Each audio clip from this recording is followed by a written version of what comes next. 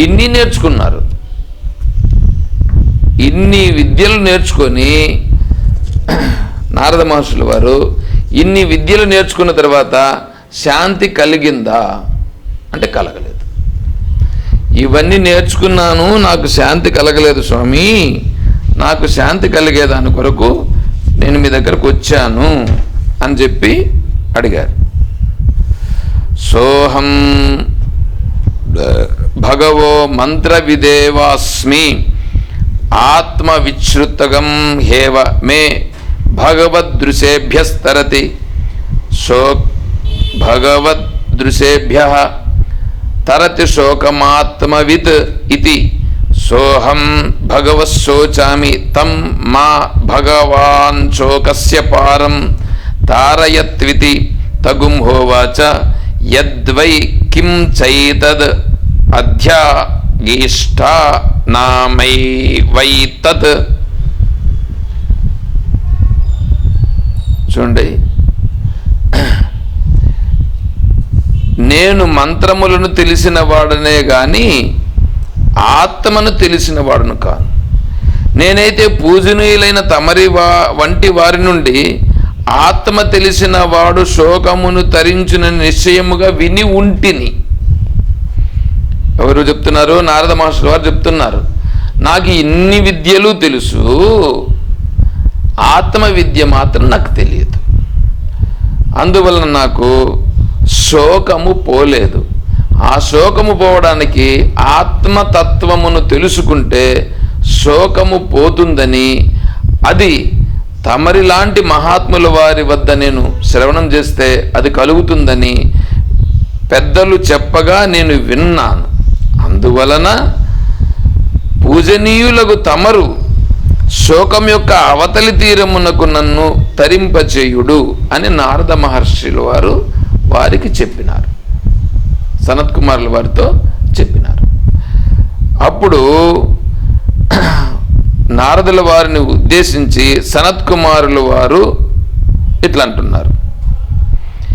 నీవు దేనినైతే అధ్యయనము చేసినావో, అంటే నువ్వు ఇంతవరకు ఏవేవైతే చెప్పినావో, ఏవేవైతే తెలుసుకున్నావో, ఏవేవైతే చదువుకొని అన్నైతే నువ్వంతా ఉపాసన చేసి బాగా నీ యొక్క బుద్ధిలో పెట్టుకున్నావో అవన్నీ కూడా ఈ సర్వము నామము మాత్రమే. సర్వం కించైతత్ అధ్యగిష్టాత్ నామైవైతత్ అంటే నామమాత్రములే. ఇవన్నీ నామమాత్రములే అంటే ఏమి? కేవలం నామము అంటే నామంతో చెప్పుకోవడానికి వీలు అవుతాయి, కానీ ఇంకా మేరే దేనికి పనికిరావు. చూడండి, నామవా ఋగ్వేదో యజుర్వేద సామవేద అథర్వణశ్చతుర్థమితిహాస పురాణ పంచమ వేదానాం వేద పితృయోరాసిద్దైవో నిధిర్వాకో వాక్యమేకాయనం దేవ విద్య బ్రహ్మ విద్య భూత విద్య క్షత్ర విద్య నక్షత్ర విద్య సర్పదేవ జన విద్య నామైవై తన్నామోపాస్వేతి. ఇంతవరకు నువ్వు ఉపాసన చేసిందంతా కూడా, ఇంతవరకు నువ్వు ఉపాసన చేసావు చూడు, ఇవన్నీ నీకు తెలిసిందే. ఇవన్నీ ఏమిటి? కేవలము నామ మాత్రమే. నామ మాత్రమే అంటే ఏంటంటే, ఇప్పుడు ప్రపంచంలో ఉన్నాయి చూడండి, ఇవన్నీ కూడా ఏంటి? ఇవన్నీ పేర్లతో పిలుస్తున్నారు చూడండి, పేర్లతో పిలుస్తున్నారు. ఆ పేరు సంబంధించినటువంటి ఒక విషయం ఉంటుంది. పేరు విషయం. అదేవిధంగా నువ్వేం చేసావంటే, ఇక్కడ పేరు విషయము ఉండేటువంటి దాన్ని తెలుసుకున్నావు. పేరు విషయాన్ని తెలుసుకున్నావే కానీ పేరుకు విషయమునకు ఏది ఆధారమో దానిని నువ్వు తెలుసుకోలేదు. అంటే ఈ మాట చెప్పాలంటే తెలిసినవాడు చెప్పాలనా, తెలియనివాడు చెప్పాలనా? చూడండి, ఇవి నారద మహర్షుల వారు ఎంత అధ్యయనం చేశారు. వీటిలో కనీసం మనం ఇప్పుడు వేదాంగవేత్తలందరూ కూడా ఉన్నారు చూడండి, వాళ్ళందరూ చూస్తే కూడా ఇవన్నీ ఉండవు. వాళ్ళు 4 వేదములను చదివి ఘనాపాఠిను కొంతమంది ఉంటారు. ఘనాపాఠి అనేటువంటి వాళ్ళు ఏంటంటే 4 వేదములు వాళ్ళకు కంఠాపాఠమే ఉంటాయి. 4 వేదాలు కంఠాపటమే. వాళ్ళు ముందుకు వెనుక్కు ఎక్కడ అడిగినా మీరు చెప్పగలుగుతారు. వాళ్ళు ఎక్కడైనా ఉన్నారంటే ముందు వాళ్లకు స్థానం ఇచ్చి తర్వాత మిగతా వాళ్ళు వింటూ ఉంటారు. అట్లాంటిది వేదములే కాదు, మిగతా అన్నీ ఈయన అధ్యయనం చేశాడు. అయినా శాంతి కలగలేదు. అప్పుడు తరతి శోకం ఆత్మవిత్, నీ యొక్క శోకమంతా కూడా ఆత్మతత్వము చేత నీకు పోతుంది అని చెప్పి ఆత్మతత్వమును సనత్కుమారుల వారు ఉపదేశము చేస్తారు. ఆ ఆత్మతత్వాన్ని గురించి ఇంకా ఒకదానికంటే ఒకటి గొప్పదేది ఏంటి అనేటువంటి విషయాన్ని అన్నింటి కూడా ఇక్కడ వివరిస్తూ పోతారు. ఇది 7వ అధ్యాయంలో మొత్తం వివరించడం జరుగుతుంది.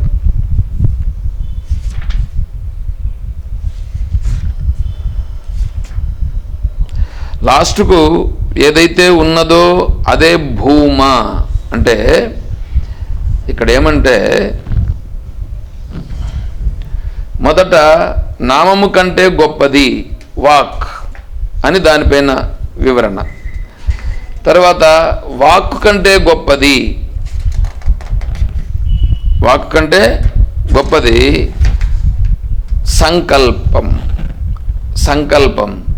సంకల్పము కంటే గొప్పది చిత్తం. దాన్ని నిరూపిస్తారు. చిత్తము కంటే గొప్పది ధ్యానము కంటే గొప్పది విజ్ఞానము కంటే గొప్పది బలము కంటే గొప్పది అన్నము కంటే గొప్పది ఉదకము కంటే గొప్పది తేజస్సు కంటే గొప్పది ఆకాశము కంటే గొప్పది స్మరణము కంటే గొప్పది ఆశ కంటే గొప్పది ప్రాణము కంటే గొప్పది సత్యము. ఆ సత్యము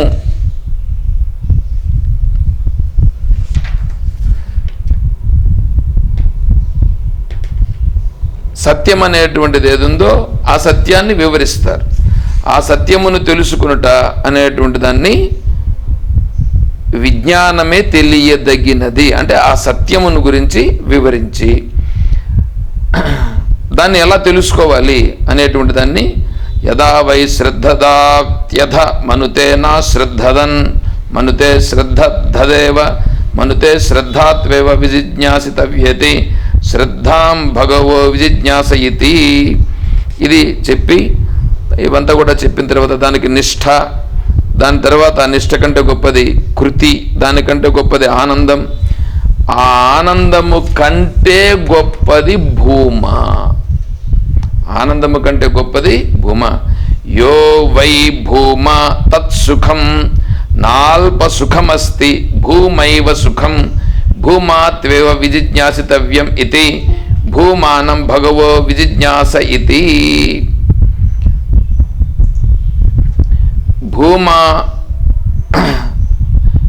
భూమానం భగవో విజిజ్ఞాస ఇతి అని చెప్తారు.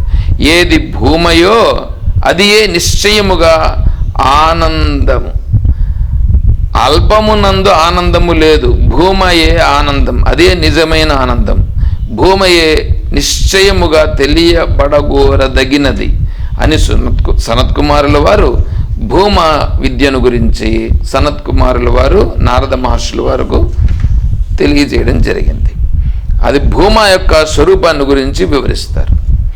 ఎత్ర నాణ్యత్ పశ్యతి నాణ్యత్ శృణోతి నాణ్యత్ విజానాతి స భూమ అథ యత్రాన్యత్ పశ్యత్యన్యత్ శృణోతి అన్యత్ విజానాతి తదల్పం యో వై భూమ తదమృతం అథ యదల్పం తన్మర్త్యం స భగవః కస్మిన్ ప్రతిష్ఠిత ఇతి స్వే మహిమ్ని యది వాన మహిమ్నీతి. యత్ర నాణ్యత్ పశ్యతి నాణ్యత్ శృణోతి నాణ్యద్ విజానాతి స భూమ. భూమ అంటే ఎందుకు చెప్తున్నారండి? భూమ అంటే గొప్పది, అన్నింటికంటే గొప్పది. ఏమిటంటే ఎత్ర, ఎక్కడైతే, అంటే ఏ స్థితి ఎందైతే నాణ్యత్ పశ్యతి, ఒకటి ఇంకొక దాన్ని చూడలేందో. ఇది ఇప్పుడు మనం మామూలుగా నేనున్నాను, ఇంకో దాన్ని చూస్తున్నాం.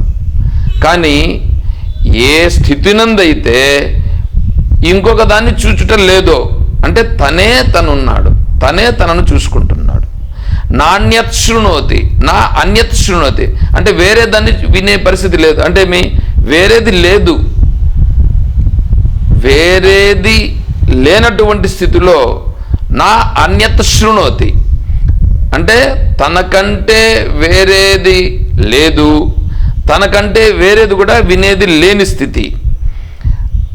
ఎక్కడైతే ఏ స్థితినందైతే తెలుసుకొనదగినది, తనకంటే ఇంకొకటి తెలుసుకొనదగినది ఏదైతే లేదో, చూడండి మూడు విశేషణములు చెప్పినారు ఇక్కడ. ఎత్ర నాణ్యత్ పశ్యతి, నాణ్యత్ శృణోతి, నాణ్యత్ విజానాతి. చూసేదానికి వేరే లేదు, వినేదానికి వేరే లేదు, పోనీ తెలుసుకునేదానికి వేరే ఏమన్నా ఉందంటే అది కూడా లేదు. మరి అప్పుడు ఉందా లేదా అంటే అది తనే అయి ఉన్నాడు. ఏ స్థితి ఎందైతే ఇది ఉన్నదో అది భూమ. అది భూమ అంటే ఈ భూమ ఎందే అన్నీ నిండి నిబిడీకృతమై ఉన్నాయి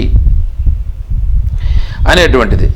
అథ దీనికంటే భిన్నముగా, అంటే ఏదైతే భూమ ఉన్నదో ఆ భూమ కంటే వేరే విధంగా ఏదైతే ఉన్నదో, ఎత్ర అన్యత్ పశ్యతి, ఎత్ర అన్యత్ పశ్యతి, అన్యత్ శృణోతి, అన్యత్ విజానాతి, తదల్పం తదల్పం యో వై భూమ తదమృతం అధయ తదమృతం అధ యదల్పం తన్మర్త్యం.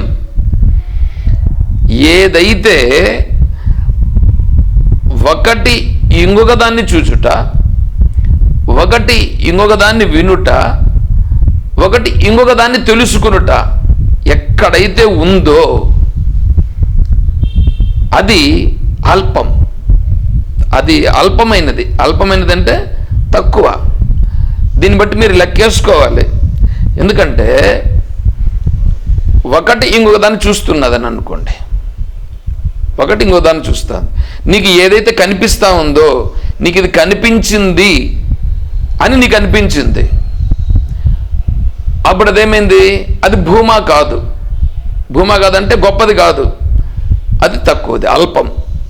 తర్వాత ఒకదాన్ని విన్నావు అంటే ఒకదాన్ని విన్నావు, వింటున్నావు అంటే అది అల్పం. వినని స్థితి అంటే ఒకవేళ వింటే అది నిన్ను నువ్వే వినుకునేటట్లుగా ఉండాలి, అది గొప్పది. అట్లా కాకుండా నువ్వు ఒకదాన్ని తెలుసుకుంటున్నావు అని అనుకో, తెలుసుకుంటున్నావు. అలా తెలుసుకుంటూ ఉంటే, అలా నువ్వు ఏదైతే తెలుసుకుంటూ ఉన్నాను అని నువ్వు అనుకుంటున్నావో అది అల్పం. తెలుసుకునేదేమీ లేదు ఇంకా అని ఎప్పుడైతే వచ్చిందో అది భూమ.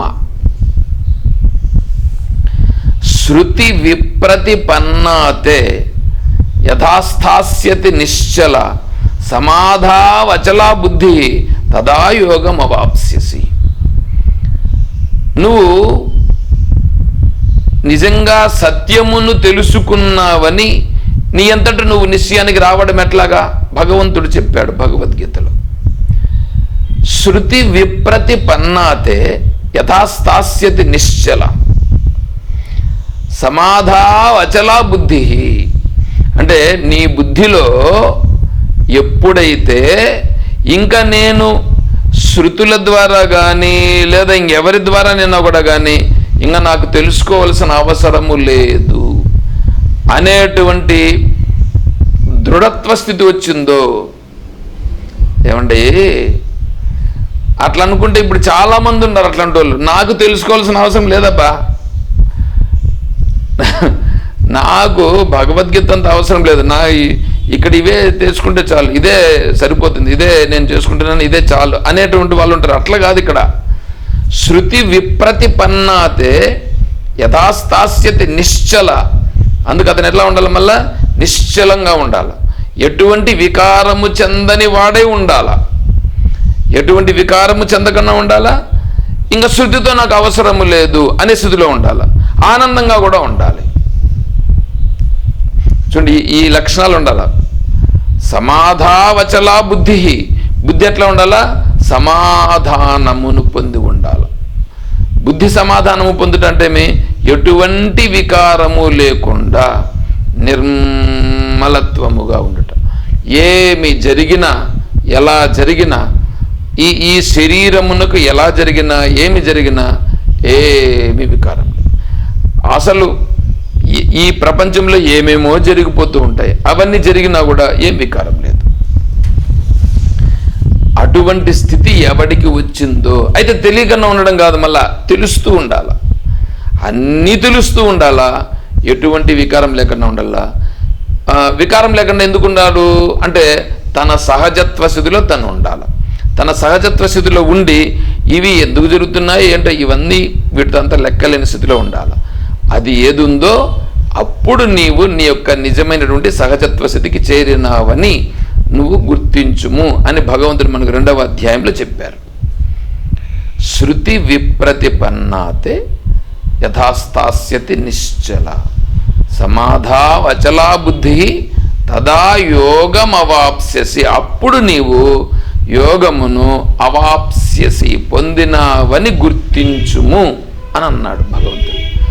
కాబట్టి ఇక్కడ భూమా విద్య సనత్ కుమారులు వారు చెప్పినటువంటిది ఉత్కృష్టమైనటువంటి విద్య. భూమా విద్య అనేటువంటిది ఛాందోగ్యోపనిషత్తు అంతా ఎలా ఉంటుందంటే చిన్న చిన్నగా మనలను చాలా స్పష్టంగా పరిపక్వతను చేసి ముందుకు తీసుకెళ్తుంది. దాంట్లో 7వ అధ్యాయంలో సనత్ కుమారుల వారు ఇలా చెప్పి తర్వాత ఇంకొకటి మీకు చెప్పాల్సి ఉంది. దాంట్లో లాస్ట్లో ఒకటి చెప్పేసి నేను నిలుపుతాను.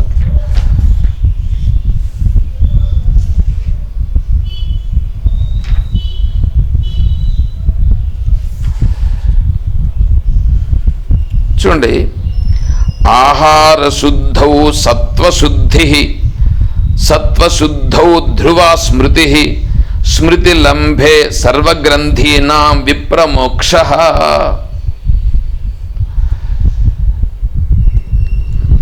ఆహార శుద్ధౌ సత్వశుద్ధి, సత్వశుద్ధౌ ధ్రువా స్మృతి, స్మృతి లంభే సర్వగ్రంథీనాం విప్రమోక్ష. చూడండి, ఆహారం, ఈ శరీరము, మనస్సు, బుద్ధి ఇవంతా నిలబడి ఉండేది ఆహారం వల్ల నిలబడుద్ది. కాబట్టి ఆహారము శుద్ధమైనదైతే ఆహారం శుద్ధంగా చేసుకోవాలి. ఆహారం శుద్ధంగా చేసుకోవడం అంటే దానికి సంబంధించి సాత్విక ఆహారం, న్యాయార్జితమైన ఆహారం, స్వార్జితమైన ఆహారం. స్వార్జితం, న్యాయార్జితం, ధర్మార్జితం అది సాత్విక ఆహారం. అంతేకాకుండా నియమిత ఆహారం అలా ఎవరైతే తీసుకుంటారో యుక్తాహార విహారస్య యుక్తచేష్టస్య కర్మసు 6వ అధ్యాయం భగవద్గీత. కాబట్టి అటువంటి ఆహారం ఎవరు తీసుకుంటారో వాళ్ళకేమవుతుంది? సత్వశుద్ధి, సత్వగుణం వస్తుంది. ఆహార శుద్ధితో ఎవడైతే ఉన్నాడో వాళ్లకు సత్వశుద్ధి, సత్వగుణం వస్తుంది. సత్వశుద్ధవు, సత్వగుణం ఎవరికైతే సిద్ధించిందో ధ్రువా స్మృతి, ధ్రువా స్మృతి, వాని యొక్క స్మృతి, స్మృతి ఉంది చూడండి, బుద్ధి ఉందే, వాని బుద్ధి చాలా సూక్ష్మం అవుతుంది. చాలా సూక్ష్మమై ఏది సత్యము ఏది అసత్యం అనేటువంటి దాన్ని చాలా స్పష్టంగా పట్టుకుంటుంది. స్మృతి లంభే, ఎప్పుడైతే ఆ స్మృతి అనేటువంటి చాలా బాగా పట్టుకునిందో అప్పుడేమవుతుంది? సర్వగ్రంథీనాం విప్రమోక్ష. వీడికి ఉండేటువంటి గ్రంథి భిద్యతే హృదయ గ్రంథి ఛిద్యంతే సర్వ సంశయ అన్నట్లుగా వీడిలో ఉండేటువంటి అనేక సంశయాలతో పడి ఉన్నటువంటి ముడులు ఏవైతే ఉన్నాయో అన్ని సంశయాలు కూడా ఏమైపోతాయి, అన్ని సంశయాలు తొలగిపోతాయి. అంటే తొలగిపోయేటట్లుగా తత్వమును తెలుసుకుని ఇవన్నీ తొలగిపోయి మోక్ష స్థితిని పొందును అని వేదమాత ద్వారా సనత్ కుమారులు వారు మనకు ఛాందోగ్యోపనిషత్తులో చెప్పడం జరిగి ఉంది. సరే, ఇప్పుడు ఇవన్నీ ఎందుకు చెప్తున్నానంటే గురువు యొక్క గొప్పతనం, ఆ గురువు యొక్క గొప్పతనం అక్కడ మనకు సనత్ కుమారుల వారిని, మైత్రేయ మహర్షుల వారిని స్మరించే దాని వలన ఆ మహాత్ముల యొక్క దివ్యమైనటువంటి అనుగ్రహం మనందరికీ కూడా కలుగుతుంది. ఒకటి. నెక్స్ట్, గురువులు సహజంగా తత్వాన్ని బోధిస్తారు. గురువులు తత్వాన్ని బోధిస్తారు. గురువులకు కొదవలేదు, కానీ శిష్యులకే కొదవగా ఉన్నదని మహాత్ములు కొంతమంది చెప్తుంటారు. ఏంటంటే గురువులు ఉన్న తత్వాన్నేమో చెప్తారు, ఆ తత్వాన్ని పూర్తిగా వాళ్ళు అధ్యయనము చేయకుండా, ఆ తత్వమును పూర్తిగా అవగాహన చేసుకోకుండా గురువు ద్వారా ఏదో కొద్దిగానే అధ్యయనం చేసి దానితోనే వాళ్ళు సంతృప్తి పడిపోయి, అంటే పూర్తిగా తత్వాన్ని తెలుసుకోకుండానే వాళ్ళు ఏం చేస్తారంటే వాళ్ళు గురువుల యొక్క అవతారాన్ని దాల్చి ప్రపంచంలో చలామణి అయిపోతారు. అప్పుడేమవుతుందంటే వీడు ఇంకా పూర్తిగా తరించనే లేదు, ఇంకా వేరే వాళ్ళని ఏమి తరింపజేస్తాడు? తరింపజేయడం అంటే ఏంటి? యదాతే మోహ కలిలం బుద్ధిర్వ్యతి తరిష్యతి తదా గంతాసి నిర్వేదం శ్రోతవ్యస్య శృతస్య చ. యదా ఎప్పుడైతే తే నీ యొక్క మోహ కలిలం, మోహం అనేటువంటిది పూర్తిగా తొలగిపోయినదు, తదా అప్పుడు గంతాసి నిర్వేదం, నీ యొక్క నిర్వేదం అంతా కూడా ఏమైపోయింది? నిర్వేదం అంతా పటాపంచలైపోతుంది. నీ యొక్క నిర్వేదం అనంటే మనస్సులో కలిగేటువంటి వికారాలు, మనస్సు పొందేటువంటి ఏదో నేను పొందలేకపోయినానే, అది చేయలేకపోయినాను, ఇది చేయలేకపోయినానే, ఎందెందో ఇవన్నీ ఉండేటువంటి ఆ మనస్సుకు ఉండేటువంటి ఇవన్నీ కూడా ఏమనే మాత్రము లేకుండా దాంట్లో నుంచి బయటపడిపోతాడు. అట్లా బయటపడిపోయి నిర్వికార స్థితిలో తను ఉండగలుగుతాడు. అటువంటి స్థితి ఉందే, అది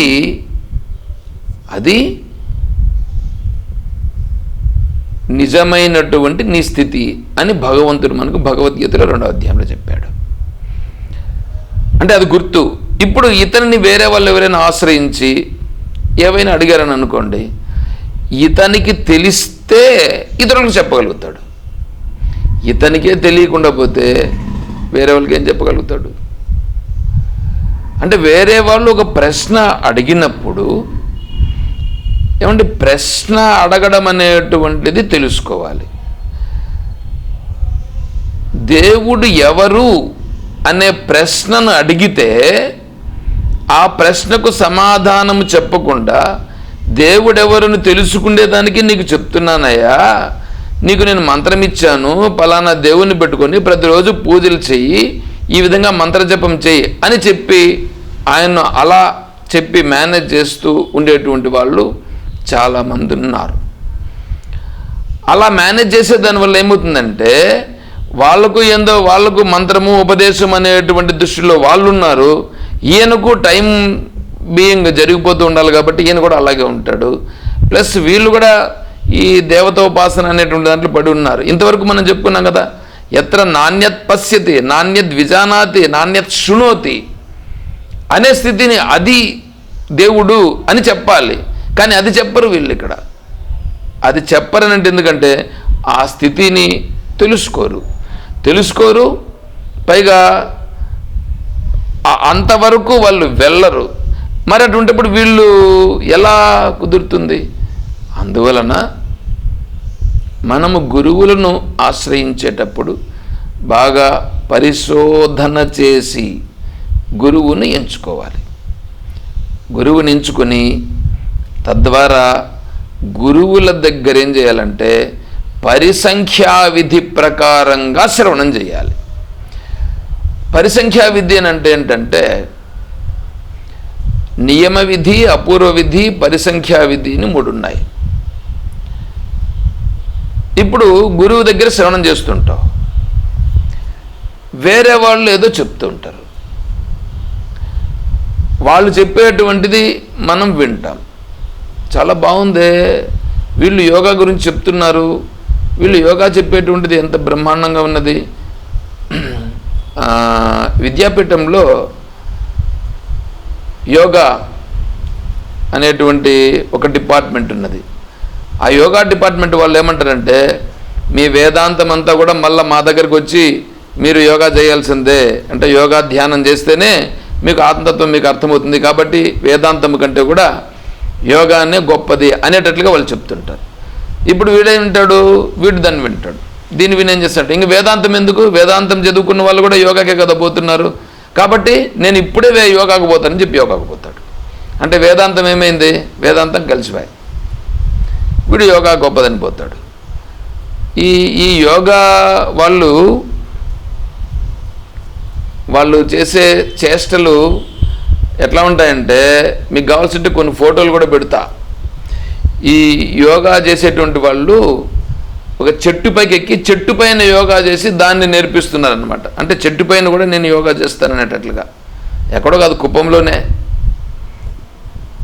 ఇట్లాంటి యోగా చేసి వీళ్ళు యోగా మాస్టర్స్ వీళ్ళందరూ కూడా ఉన్నారు. అంటే అటువంటివన్నీ ప్రదర్శిస్తుంటారు వీళ్ళు. వాళ్ళ మనస్సులో ఉండేటువంటి సంకల్పాలు ఏమన్నా పోయినాయా అని చూస్తే సంకల్పరాహిత్యం లేదు. యోగా వేదాంతమునకు సపోర్ట్ చేస్తుందే కానీ యోగా ఫైనల్ కాదు. తర్వాత వేదాంతము కూడా ఫైనల్ కాదు. ఇంతవరకు చెప్పాం కదా, ఎత్ర నాణ్యత్ పశ్యతి అంటే ఒకడు ఇంకొకరిని చూసే పని లేదు, ఒకడు ఇంకొక దాన్ని గురించి వినే పని లేదు. అంటే ఇది ఏమైంది, అది నేనే అయినాను, అది నేనేగా స్థిరపడుట, ఆ స్థితి అనేటువంటిది ఇప్పుడు కూడా ఉన్నది. దానిని చాలా స్పష్టంగా తెలుసుకుని అలా ఉండుట అనేది చేయాలి. దానిని గురించి వివరించి చెప్పేటువంటి వాళ్ళు తత్వవేత్తలుగా ఉంటారు. ఆ తత్వవేత్తలను ఏం చేశారంటే 3 రకములుగా విభజించారు గురువులను. అంటే ఇప్పుడు ఇక్కడ దాని గురించి నేను చెప్తున్నాను.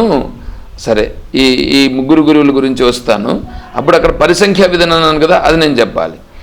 పరిసంఖ్యా విధానం అంటే ఏం చేయాలంటే, ఒక గురువును ముందు కరెక్ట్గా గురువుని ఎంచుకొని ఆ గురువు దగ్గర నీకు ఏ సందేహాలు ఉన్నాయో ఆ సందేహాలన్నింటిని అడిగి దానిని తెలుసుకుంటూ వేరే వాళ్లకు సంబంధించినటువంటివి వినిన ఆ విషయాన్ని గురించి కూడా నువ్వు ఎవరైతే గురువుని ఆశ్రయించున్నావో ఆ గురువు ద్వారా మరి ఆ విషయంలో వారు అలా చెప్తున్నారు కదా స్వామి, మరి దానిని ఎలా అర్థం చేసుకోవాలి?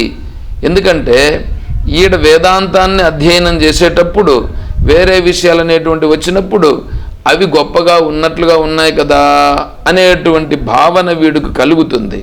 అందువలన వీడు వేరే వాళ్ళ దగ్గర అధ్యయనము చేయకుండా ఉండుట మంచిది. ఎందుకంటే ఇక్కడ తత్వాన్ని బాగా తెలుసుకుంటే అప్పుడు వేరే వాళ్ళు చెప్పేటువంటిది ఏ స్థాయిలో చెప్పుచున్నారో వీడికి అర్థమవుతుంది.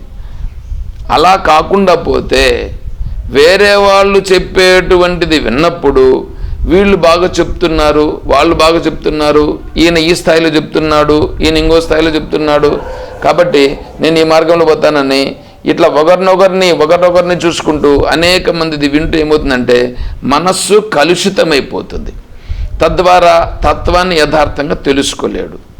కాబట్టి ఒక గురువును, సత్యమైన గురువును ఎంచుకొని వారి ద్వారా తత్వాన్ని తెలుసుకుని ఆ మార్గంలో ముందుకు వెళ్ళుట. అంటే వేరే వాళ్ళ దగ్గర వినకుండా ఈ గురువు ద్వారా ముందు అధ్యయనం చేసి తెలుసుకునుట. ఆ తర్వాత నువ్వు వేరే